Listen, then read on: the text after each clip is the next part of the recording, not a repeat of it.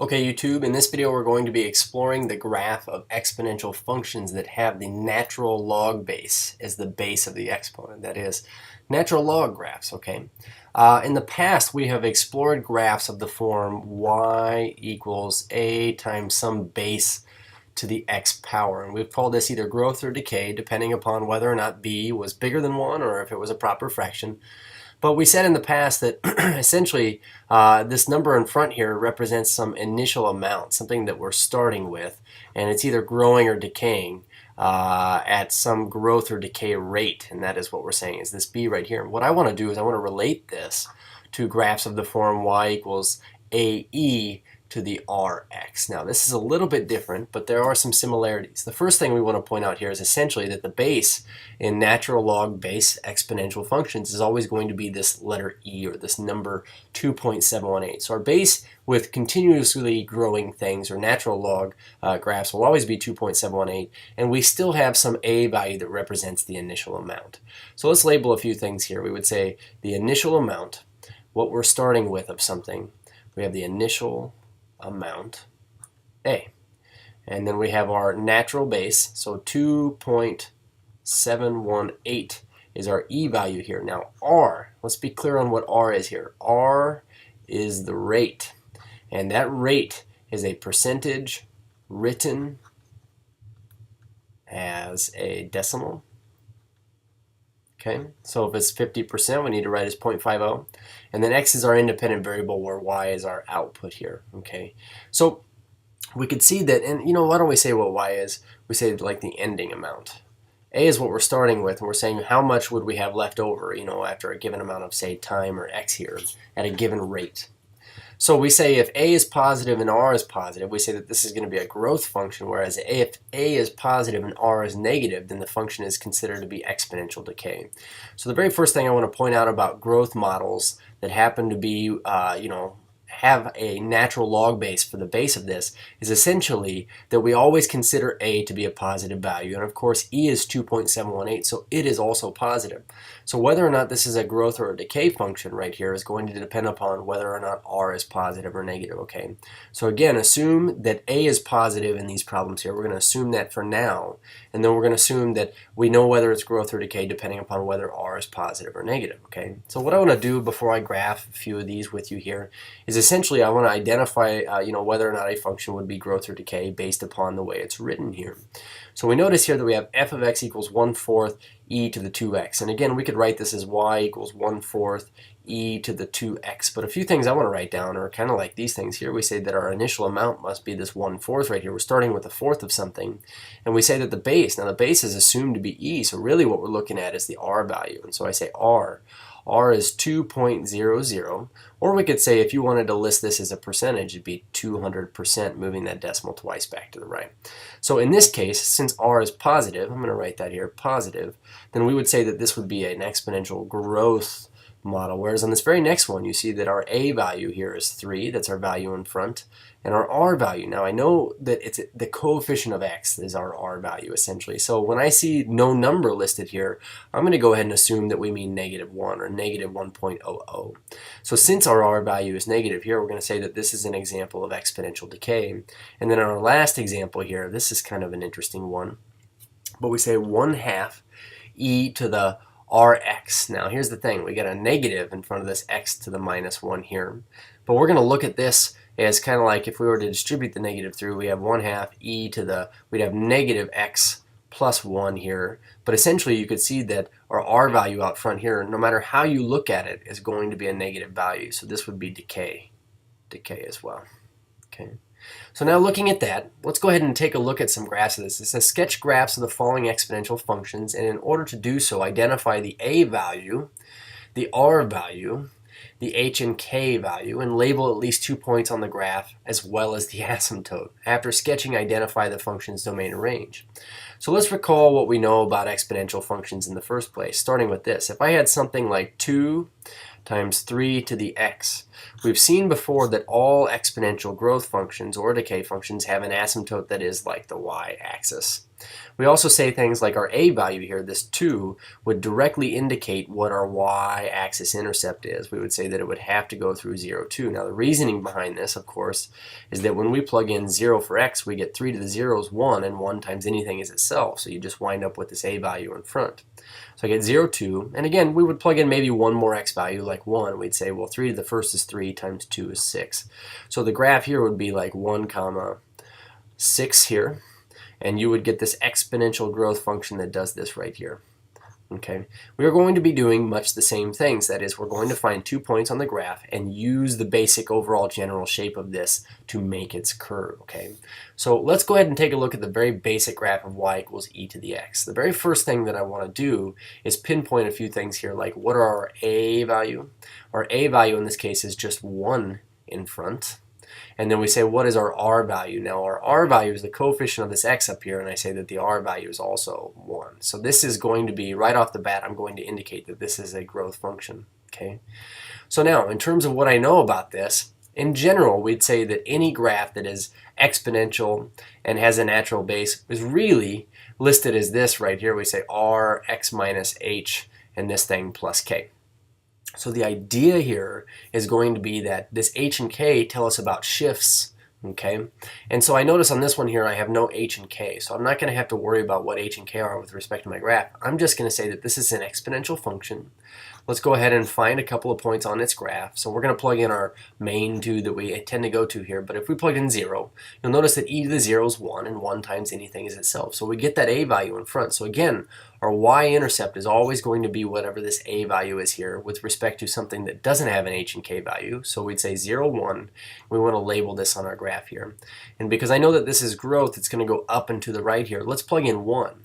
So now if I plugged in e to the first, now what I know is that e is approximately 2.718. So I get 2.718 to the first. I would go up about 2.7 here, and I would just make sure that I label this 1 comma 2.718. That's what we would do. Okay, so now as far as the rest of this graph is concerned, we know that because it's exponential, it has an asymptote on the y-axis here. Y equals 0 is our horizontal asymptote, and our graph would essentially look like this. It would be an exponential growth function, look like that. And so we should label this graph, but a few things I wanted to do here are label 2 points. It's the first thing that we found, okay? And then we labeled its asymptote, so we found that as well. The last thing we want to do is we want to indicate the domain and range. So as far as domain is concerned, we're going to say all real x values. This graph goes left and right forever and ever, and this is going to be true for all exponential functions, but in terms of the range, we notice that we only picked on y values that were greater than 0. So now in this instance, I want to take a look at the graph of y equals e to the negative x. Now I notice a is 1 here, 1, and I notice my r value is negative 1, so this is going to be decay. So the first thing I want to do is I want to find a couple points on our graph here. We say x and y, and again we're going to plug in 0 and 1. Those tend to be good candidates. So if I plugged in, say, 0, I would get, well, e to the negative 0 is 1, and 1 times 1 is 1. So again, we get the same intercept, but when I plug in 1 here, let's go ahead and do this, I would actually get y, let me write this out here, we would get y equals e to the negative, and we're plugging in a 1. So e to the negative 1, actually, if we said 1 negative, and we take e to the power of this, I get 0.368. So 1 comma 0.368, we're going to label both of these. I have 0, 1, 1.1 comma 0.368, and we could put this, just leave it in the table as well. But I would say that this would have to be a decay function. So what I know about decay functions is that they move from left to right, they move closer and closer to the x-axis. So we would have something that looks like this. And it would just decay over time, okay? So both of these have the same basic shape, and we graph them in the same way we graph any other exponential graph. So let's go ahead and take a look at these last two here. In this particular instance, I say, well, my a value, what's my a value? I'm always on about this. We say that our a value up front is 1. And we say that our r value in this case, our r value is 0.75. I can see that that's the coefficient of x in this case. So because that is positive, I can at least state that this is going to be a growth function. So now what I want to do is I want to create a table of values. We can make more than one value here, like we could plug in 0, 1, and 2, but for now I'm going to plug in 0 and 1. So again, when you plug in 0 for your exponent up here, it's going to basically completely get rid of this e to the power of anything and you're going to end up with this a value in front. So the moment I saw that a was 1, we could say that that's my y-intercept. It's going to hit at 1. And then we say, well, what if I plugged in 1 here? So this is where our calculator comes in handy. We're going to have to say, well, it's 1 times e to the power of 0.75 times 1. So the first thing we would want to do is find 0.75 times 1. Lucky for us, it'll just be itself. We want to take e to the power of this, and then take that times the value up front here, which is times 1. So we get about 2.117, so approximately 2.117. So at 1, we're at 2.117, that's just above 2, and we want to label this. We have 1 comma 2.117, and then we would say that this point right here is just 0, 1. So now, our asymptote, our graph did not shift left and right or up and down, so our asymptote is naturally on the x-axis. And we say that this is our exponential function y equals e to the 0.75x. Now on this very last graph, it's a little bit different than the first 3 we've done, and the reason why is because you can see that we have an h and a k value here. We say h and k.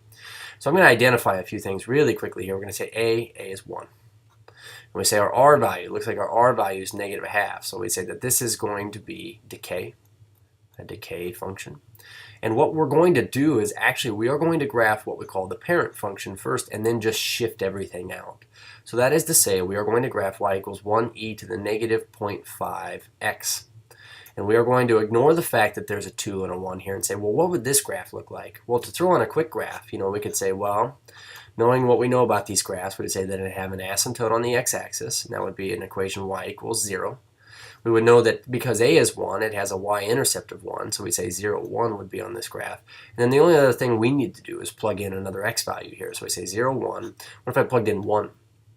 So now, I would get this. I would get, well, y equals 1 times e to the negative 1/2 times 1. And again, I'm going to write this down here. We say y equals e to the negative 0.5 times 1. So we would do negative 1/2 times 1, which is negative 1/2. And really what we get here is we get 0.5, which is negative, and we take e to the power of this with 0.607-ish. So we get in our table here approximately 0.607. That is below 1. That is, about here. We would label this. We would say this is 1, comma 0.607. So there are 2 points on the graph, and here is its decaying nature from left to right. So now, the only thing we have to be responsible for here now is this.